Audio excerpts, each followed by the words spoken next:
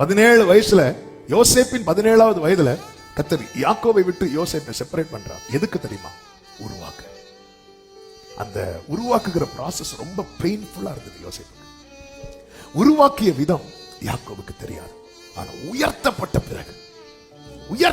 பிறகு கர்த்தர் யாக்கோபை வரவழைத்து கண்களுக்கு காண்பித்து கொடுக்கிறார். இது போலதான் காத்திருக்கிறவர்களுக்கு தேவன் செய்பவைகளை உலக தோற்றம் முதற்கொண்டு ஒருவரும் அதை காணவில்லை. இந்த 22 வருடங்கள் யோசேப்பை யாக்கோபு மீட் பண்றதுக்கு 22 இயர்ஸ் ஆச்சு. இந்த 22 வருடங்கள் யாக்கோபு ஆண்டவர்கிட்ட பேசாம இருந்திருப்பாரா? ஆண்டவர் யாக்கோபுட்ட பேசாம இருந்திருப்பாரா? ஆமென். பல நேரத்துல அந்த பகுதியெல்லாம் மெடிடேட் பண்ணும்போது எப்படி தோணுனா, ஆண்டவர் அட்லீஸ்ட் இன்டைரக்டாவது சொல்லியிருக்கலாம். அட்லீஸ்ட் சும்மாரு இதெல்லாம் சர்ப்ரைஸ் அப்படின்னாவது சொல்லியிருக்கலாம். அவனே அழுதுட்டு இருக்கிறான். சொல்லியிருக்கலாம் ஆண்டவர், நீங்க சொல்லியிருக்கலாம். சொல்லவே மாட்டார்.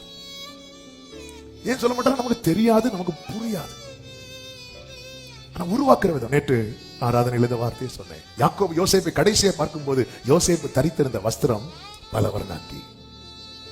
22 வருடம் கழித்து யாக்கோபு யோசேப்பை பார்க்கும்போது யோசேப்பு தரித்திருந்த வஸ்திரம் ராஜ வஸ்திரம். ஆனால் இது நடுவிலே அவன் தரித்திருந்த சிறைச்சாலை வஸ்திரம். யார் பார்க்கல தெரியுமா? யாக்கோபை பார்க்க விடல. யாக்கோபு தலைக்கு கீழே கல்லு வச்சு படுத்தத ஈசாக்கு ரெபெக்காளை கர்த்தர் பார்க்க விடல. ஏசாவை பார்க்க விடல. ஏசா வந்து யாக்கோபை பார்க்கும்போது யாக்கோபு வெறும் கோலும் கையுமா இல்ல, 2 பரிவாரங்களை உடையவனாய் இருக்கிறார். யாக்கோபு வந்து யோசேப்பை பார்க்கும்போது யோசேப்பு அடிமையின் வஸ்திரத்தை தரித்தவனாய் அல்ல, ராஜ வஸ்திரத்தை தரித்தவனாய் இருக்கிறார். சில கண்களுக்கு தேவன் இன்று நம்மை மறைத்து வைத்திருக்கிறார். நாளை கர்த்தர் நம்மை வெளிப்படுத்தும் போது இது கர்த்தராலே ஆயிற்று. எத்தனை பேர் விசுவாசிக்கிறீங்க?